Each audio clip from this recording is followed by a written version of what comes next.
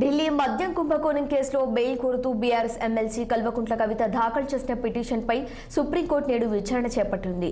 ED CBI కేసులో Delhi high court ఆదేశాలను సవాల్ చేస్తూ కవిత దాఖలైన పిటిషన్ను justice BR Gavai, justice KV విశ్వనాథన్తో కూడిన ధర్మాసనం విచారించనుంది. ఇప్పటికే కవితకు బెయిల్ను ట్రయల్ కోర్టు, ఢిల్లీ హైకోర్టు నిరాకరించిన విషయం తెలిసిందే. దాంతో కవిత సుప్రీంకోర్టును ఆశ్రయించింది.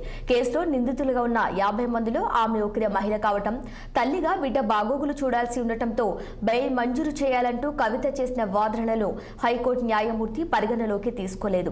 ఇప్పుడు అదే అంశాల ఆధారంగా కవిత సుప్రీంకోర్టును ఆశ్రయించారు.